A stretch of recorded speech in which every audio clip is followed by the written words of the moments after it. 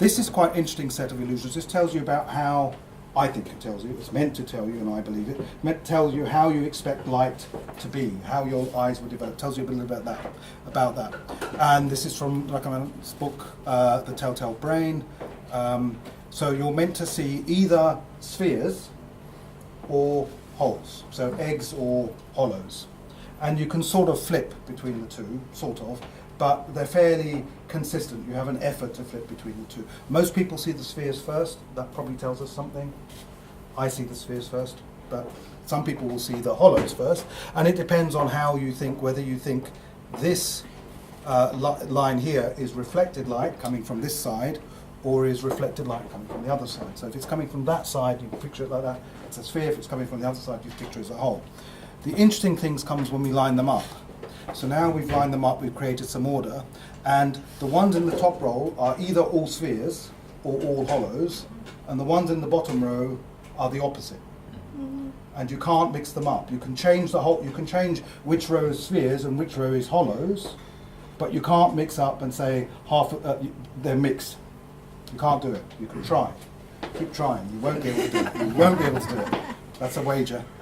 And the last one, this is the most interesting one. This is where it all comes from. So again, we've got the spheres, and now, this is quite interesting. That should look like a sphere, and that should look like a hollow. So all the ones with the white at the bottom look like a hollow, and all the ones with the light at the top look like a sphere. And just to show you how strong this perception is, I'm going to rotate them all. And all the ones you saw as hollows are now spheres the other way around. So this tells us what? This tells us that our mind is really quite heavily in tune with seeing light coming from above. We expect to see light coming from above. Very, very simple illusion, very, very simple patterns, very strong effect. I put this one in just to show you. It gets a bit more complicated with colour. This is the lilac chaser, again, a very famous illusion. What do you see? I hope you say 6 spheres of lilac on the screen. Just say yes, even if you don't. Okay, I'm going to make them disappear. What you need to do is look at this square, and I'm just going to rotate this whole. Yeah, it's going to rotate round, and you'll see, first of all, you might see a green dot appearing, and then you see all of the lilac dots disappearing, and in the end you see one green dot. This won't work on the camera, let me just tell you, because this is what you see. Once you see one green dot, just close your eyes and open them again, and you'll see it back as the lilac. It's to do with the way your eye works. So it's again, it's a very strong illusion. This one's a colour illusion. So it's a lilac chaser, strong illusion. I wanted to ask you a question. So I'd like you all to look at the screen while this is going on. And I hope you all agree this is a red circle. So can you tell me what you think is the opposite of red? But keep looking at the screen, please. You need to keep looking at the screen. Did someone say green? Yeah. How many people vote for green? You all went to school in Europe. Any minute, in about 20 seconds, I'm going to make the red go away and you'll have a white screen, and I want you to tell me what you see. You'll see an after image. What do you see? Blue. What's the opposite of red, therefore? Is it green? No. Not really. Okay. So you should go back to your teachers and say, that graph you showed me was wrong in one particular representation. Roger, you're going to tell me I'll skip this one. I'll skip this one because that goes with the last one. This is about how do you see red if you're looking through a red filter. Very interesting thing. Zespard, very famous person. This is his, it was French obviously, so he wrote it in French. And I found a copy of his book. I don't know if he wrote this. I don't know if this is his handwriting. I thought I'd put it up there and say it's his handwriting. Maybe. It's from 1780s, somewhere around that. And the very last thing I want to present on this type of thing, and I will come up just with a couple of slides at the end then, is that the other reason that we in museums are very interested in light is because of fading. Of course, we know pigments fade, and we know different pigments fade at different times. This has been known for a long, long, long, long, long, long time. And I'm going to talk here about Nicholas Hilliard. Nicholas Hilliard was the man who brought the Renaissance to Britain. He was a miniaturist. He started off being a jeweller of some description. He's one of the most accomplished British miniaturists and British painters. He wrote a book, probably in about 1619, wrote by hand, not his handwriting, but this is the oldest copy of that book. And if we leaf through, it's called A Treatise Concerning the Art of Liming. Liming is the art of miniature painting, that's what he was doing. And it was handwritten, but not by him. This is how books were spread in those days. People would copy them by hand. And we get to about page 12, and there he says, and now for a word or two of, and then he goes across the page. So we go one more page. Of colours, and I think I've got that written out to you, for which are fit for liming and which are not. And then he talks about ill-smelling and sour colours, non-sweet colours, being light sensitive and other colours being much more light fast, and recommends we use the light fast colours, which I have to say he did not do. So the choice is not that the artist has an infinite set of different pigments and they choose light fast or non or light fugitive pigments.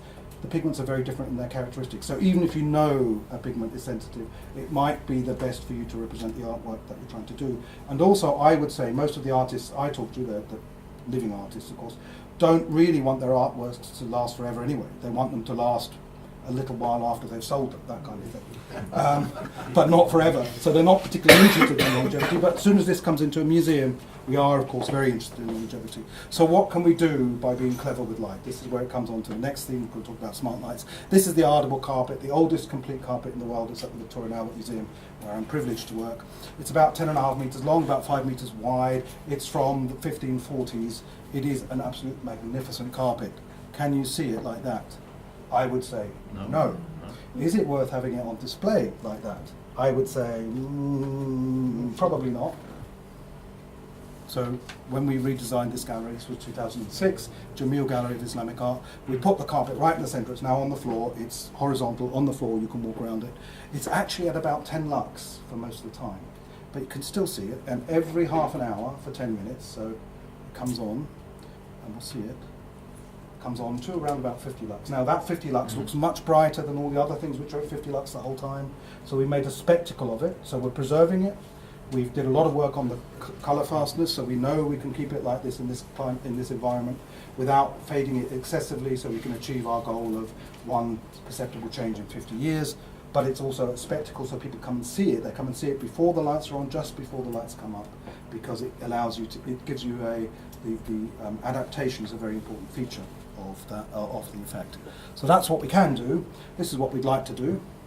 Put in our batteries the wrong way around and cause dark light, but we're not going to do that. I will just tell you, as I say, we have the back two torches are two different colour temperatures, both of them high colour rendering. The front two torches, the middle one is at 3000 Kelvin, high colour rendering. The front one is lower colour rendering. You're free, when we discuss things, to start looking about how much of an effect that has on what you see. Colour rendering is just a number. There are many ways of measuring it. These are measured with the CRI or the CIE indices. Also on the front, but we don't have a mirror, we had these things printed. They're called squircles. And what you're meant to see, but you have to sit and look at them sort of from that row, is at the moment you'll see probably alternative squares and circles. But if you rotate them, you'll see alternative squares and circles. The real thing is, if you put a mirror behind, if you see something as a square, the mirror will be a circle. And if you see it as a circle, the mirror will be a square. So mirror images are not always the same as what you see. I encourage you to look at those things when you can. Patrick, it's all yours. Well done. Shall I? Yeah. So we move to the next stage, Roger, or? Start with the demos. Okay. So first, we're looking in this direction, but actually I want you to look at the opposite direction. So here on display we have a famous piece of art. This is the real one. This is an example of a wireless Bluetooth switch. So there's no, even this one doesn't have any battery. It's energy harvesting. So at the moment I press, it will generate energy enough to send out the Bluetooth command. So in here we put some pictograms on it. So this one is, for example, it's off. So museum is closed. So you will see that all the lights will go off. Of course, you would have security guards at night, so you can have actually security setting. And this way you have a different, basically you select a different scene. Or in the morning they want to go clean the museum before actually the people will come in. And then the museum opens, the cleaning lights, the security lights will go out, and the paintings will be lit. This is one way of looking at it with the smart lighting. On the other side, but I encourage you to look at it afterwards. We did something special on a painting, actually a Rubens painting. It's like a tree piece, which is actually in the in Vienna, the Kunsthistorisches Museum in Vienna. where we actually did it in a real life situation where we made a dynamic light to actually have people kind of live the painting. So if you're interested, you come and have a look at it later on. So actually what we did is we created 3 scenes. Actually one scene was for the middle part of the painting, and then another scene was for the sides of so the other 2 paintings on the side, and then one scene for the whole painting. And actually it's in a dynamic way. So actually what you could do is actually you could take your visitors through a kind of a experience where they're kind of guided through the painting, which could be actually combined with an audio guide as well, for example. What you can see here is if I click here on intensity, actually the light will flash, so you know which one actually you are working on. Since these are smart lights, there's a lot of information also stored into the module. So if you go to the log page, you actually see some real-time data, like intensity, but also temperature, running hours, but also what's important in terms of conservation or preservation is we store the intensity that's been given by the light source over time. And this is stored in the module. So it's not somewhere in the cloud or whatever, it's actually stored locally in the module and will be stored forever, basically until the end of life. Is it backed up as well? Sorry? Is it backed up as well? Yes, it's backed up as well. And that will be through a, let's say, central system.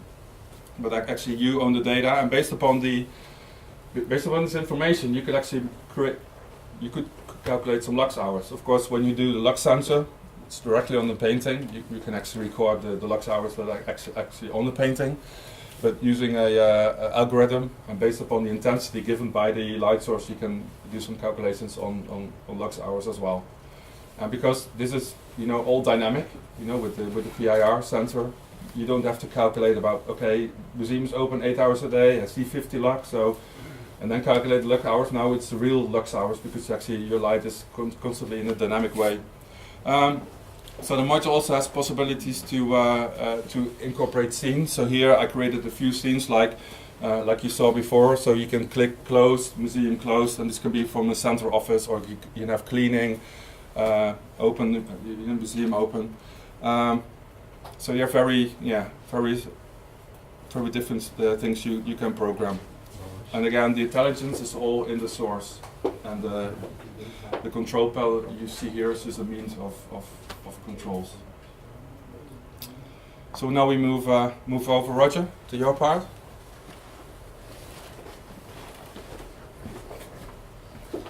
Okay.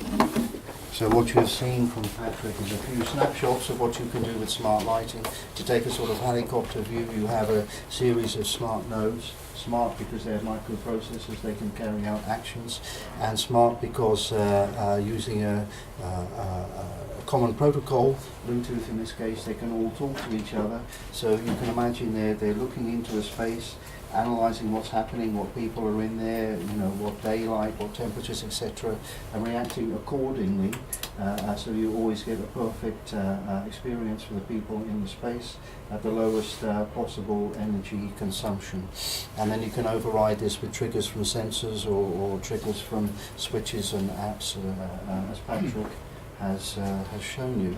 This is called peer-to-peer communication. You couldn't do it if you had one central controller taking a poll to a sensor. What are you sensing? Back to the controller. Think about it. What command? Send a command out. This has latency effects and complicates things. So that is the big picture of connected lighting that Patrick showed you a few snapshots from. In terms of information retrieval, there is in a Bluetooth chipset antenna. This is what is streaming information. Patrick showed you some technical information, instantaneous or historical data. But also, and now the main topic, it can be other sorts of information entirely. So the big theme is integration of functions, as well as luminaires to create light, which of course is first and foremost, that's why they're there. You can also use it, in this particular example, for proximity-aware services. So in a museum context, if you have Bluetooth signals streaming information triangulated by an app on the phone, then this can be useful for wayfinding or giving information on specific works of art or exhibits. And now, as top of the bill, I'm going to hand over to Anna, the head curator here, to show you what she designed with an app maker, Llama Digital, for this museum. Thank you. Could I just do that? All right. Well, are we morning, afternoon? We're still morning. Good morning, everybody. My name's Anya Garnett, and I'm the curator here at the Petrie Museum, as Roger said. And I'd like to tell you a little bit about the content that we developed for this app. So it's still in its very early stages, but I think there's some interesting points to be mentioned about how we're thinking about the initial stages of the development. So, where you are now, let me see, we have 80,600 objects and counting in the collection. We don't collect any more objects, I should say, any ancient objects, but we continue to document our collection. So this is a vast amount of objects for a relatively small space. And it can be quite bewildering to visitors. They're knowing where to start on their visit. I mean, you might have noticed yourself coming in, you're almost overwhelmed by material.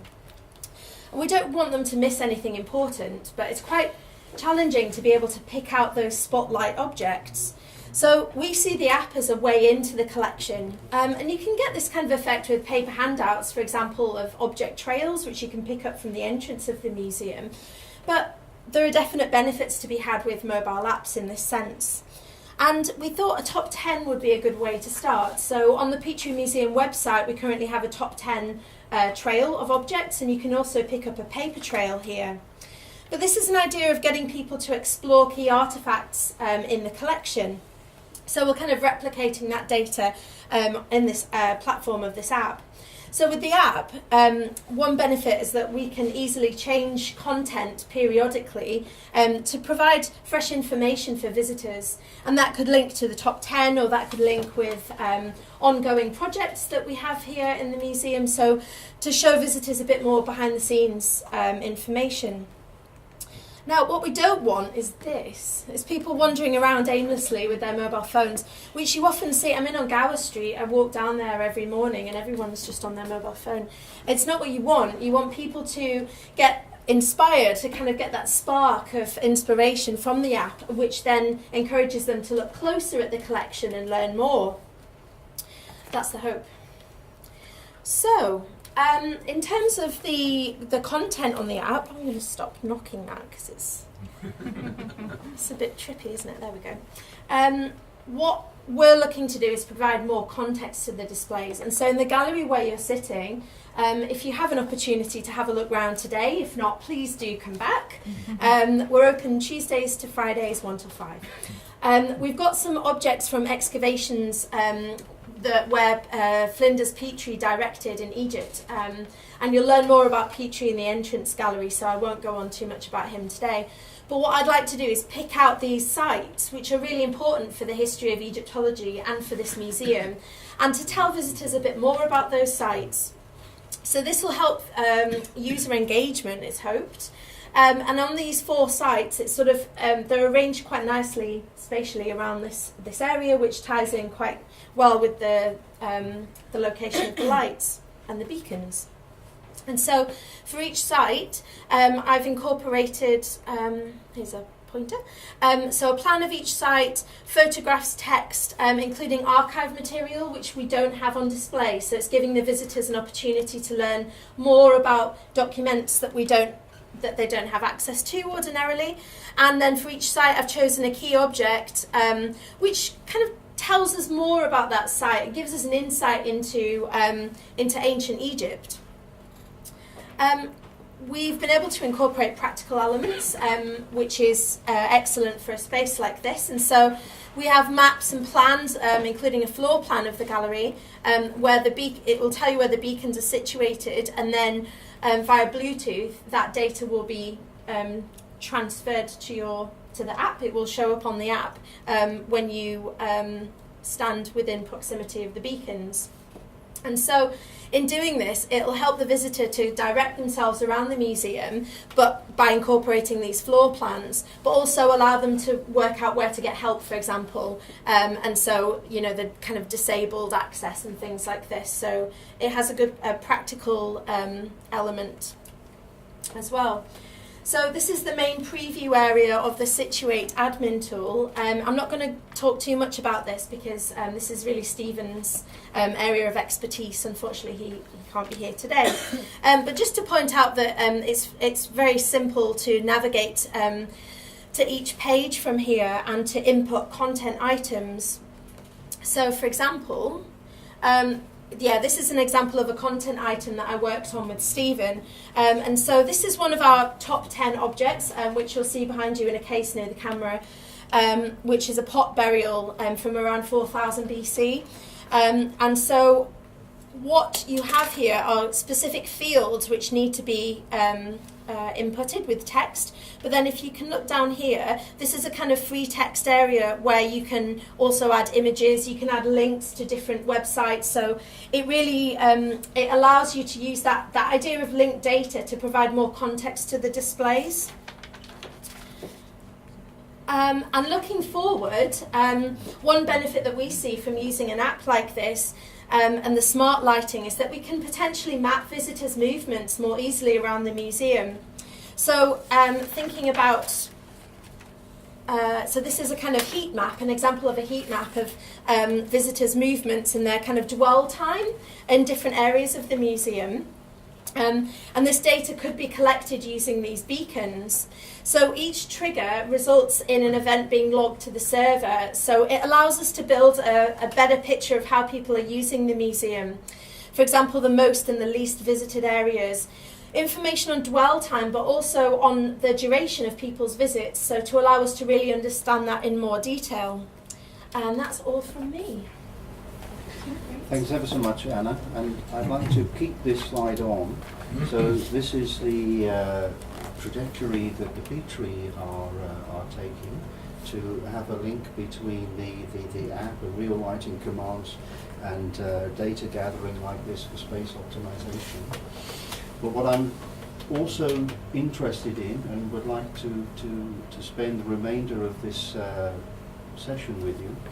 Maybe you say to Boris and Anna and me and Patrick, how could you be so stupid? You should have, you've got 45,000 possible participants with UCL.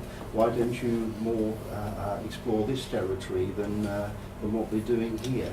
So what I'm most interested in, and I hope Boris can chair the discussion, is from what you've heard today, lots of different snapshots, which ones do you grab as being most compelling? Which ones do you say, why are you wasting your time? And maybe there's something we haven't thought of at all. Any comments? We were going to have a prize for the best answers. Unfortunately, we ran out of time. So you won't get a prize, but you will get eternal gratitude. And I think there is a sort of semi-commitment that if there are some good ideas which get generated from this and the following workshop, that they will be explored by Zicata and Mike Stone Lighting to maybe commercialise a product. So if you have something that you're desperate to be able to get hold of, this is a good forum in which you can start talking about your ideas to get two developers behind actually trying to realise your ambitions. And may I add also Lama Digital, the app maker, as well as us, the humble hardware, the app maker.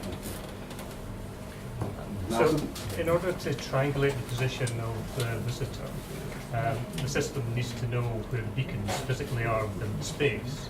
So, first question is, how does the system know where they are?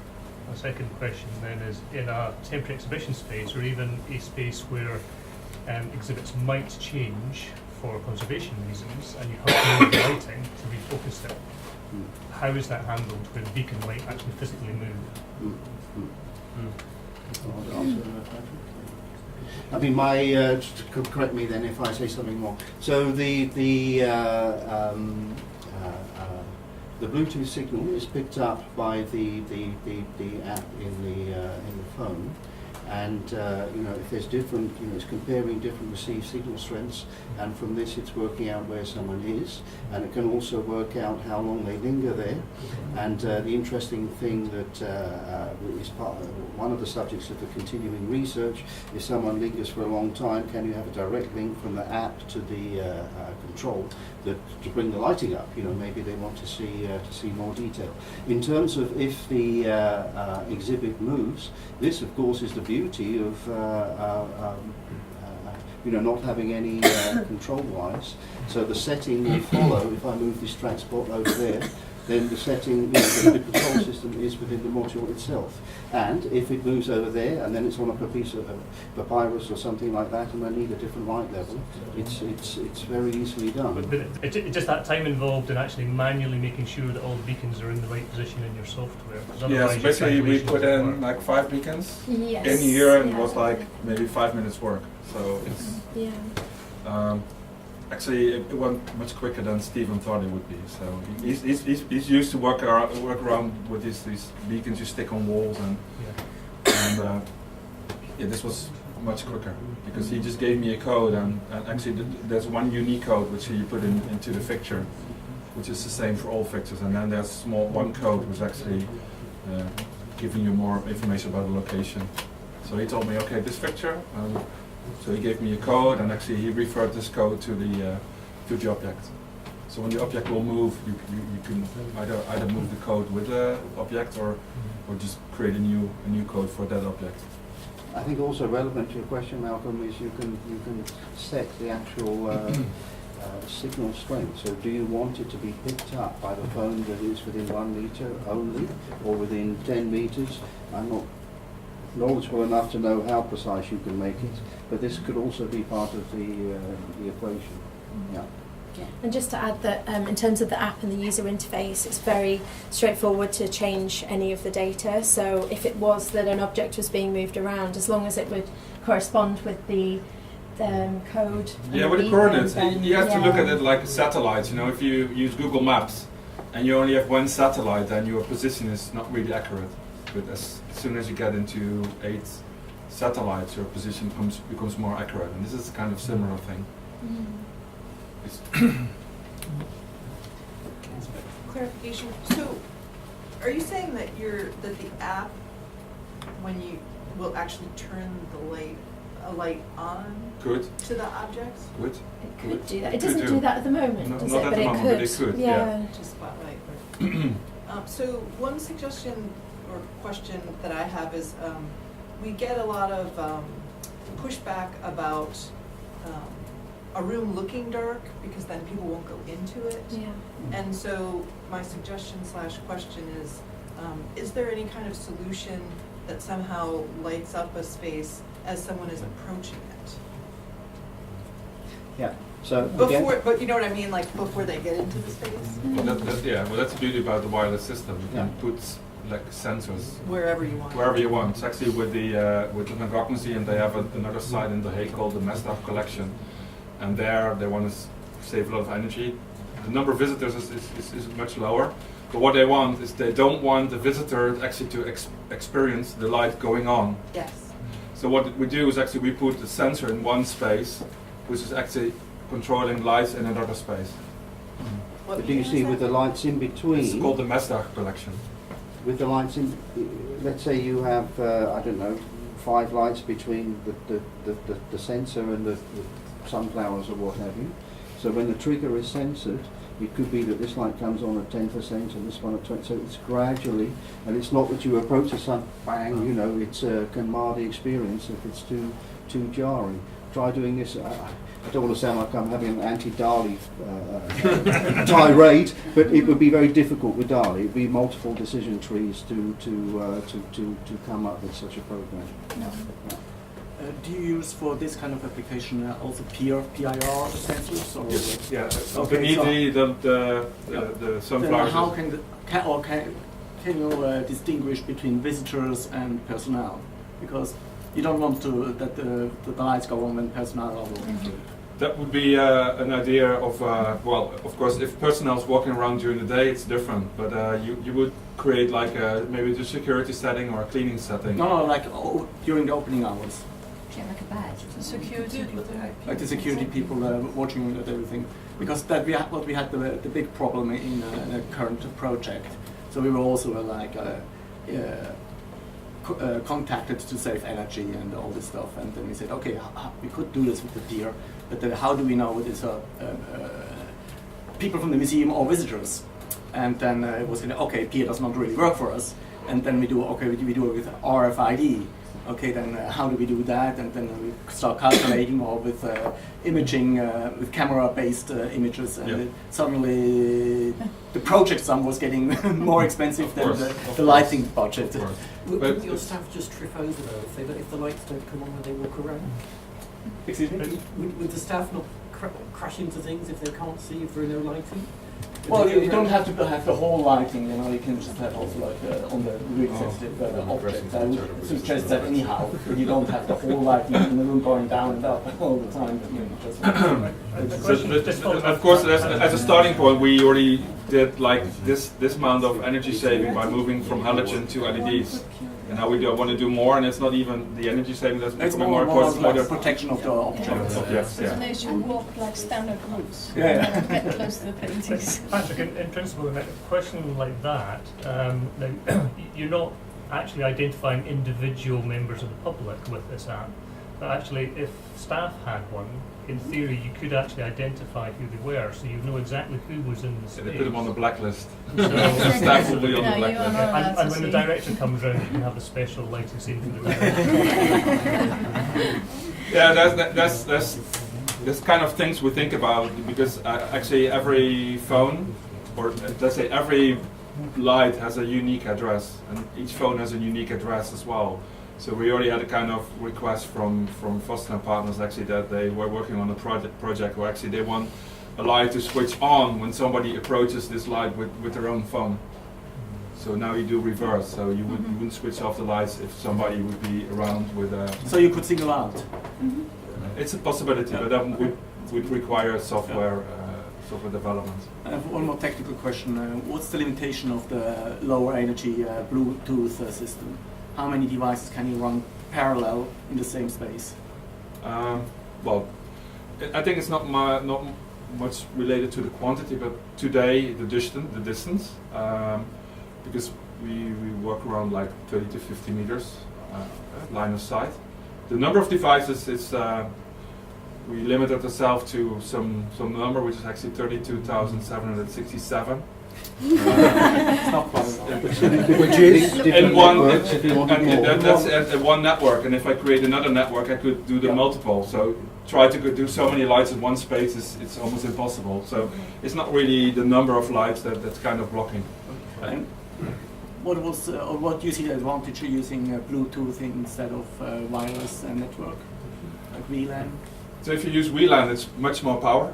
So actually, even on standby, the Bluetooth low energy, it's already saying low energy. So the standby power is really, really low, and also the energy used during communication is really low. The antenna, so the devices are quite small, so we can actually put it into a small module. If you would do it over wireless LAN, it would be much bigger. It's developed for these kind of Internet of Things. Exactly, and it has to do with bandwidth as well, because to go into more deep into the techniques, it's also 2.4 gigahertz, which is kind of the same frequency as wireless LAN is working on. But there are some gaps in this band of wireless LAN, and that's where Bluetooth is occupying. If you would do this with wireless LAN, I think you would get a lot of conflicts with actually the network and people connecting to the internet through the wireless LAN. So there are a lot of I think we should say as well that, I mean, the lights in themselves, they're called smart lights, but they're sort of smart in the new way of thinking, like pink is the new black or whatever. The lights themselves they don't really communicate. They can respond to sequences. The lights will not track you. You don't have to sign up to the lights. They just basically broadcast. The app is something that you buy into. If you want the extra information in the app, then you sign up to the app. The app takes the anonymous information and makes it personal to you. But you don't have to go down an app route, so you can go down a totally anonymous route. You can do things totally anonymously, like switching on lights in advance of people getting somewhere. That's something which can be interesting. It's not interesting for very big museums because they tend to be very full, and actually after the first half hour, most areas will be on, and they'll be on until closing time. So there's not much either in protection saving or in terms of energy saving that you can do that. But for a museum which is visited sporadically, or where certain rooms are visited sporadically, it's quite an interesting thing to be able to do that, to make every space look inviting but actually have much lower illumination. You can do that without tracking, you can do that totally anonymously. Bringing content to an individual requires them to sign up to something. And that's a debate which developers will have, which individuals will have. How much personal information do they want to give? So you will be giving your location, for instance. In return for that, you get a lot of information. Is that worth it to you? So we have a real mixed response in the things we've done at the V&A about people not wanting to be tracked, but sometimes being prepared to be tracked for certain things. This kind of technology gives you the choice of how you implement it. It gives the visitor the choice of how much they want to take on board, and that again is quite interesting.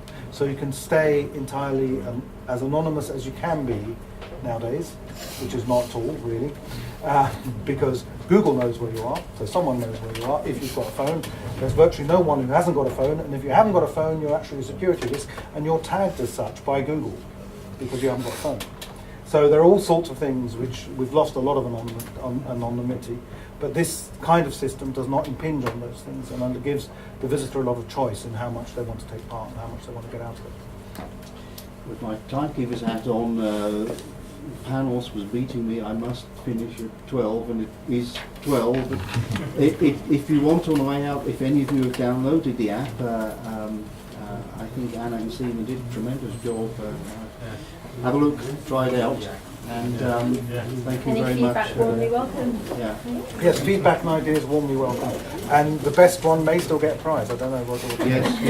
I haven't worked out what it is, but Kevin and I will sort something out. Thank you for your time, and I hope you enjoyed our talk. Thank you. Thank you.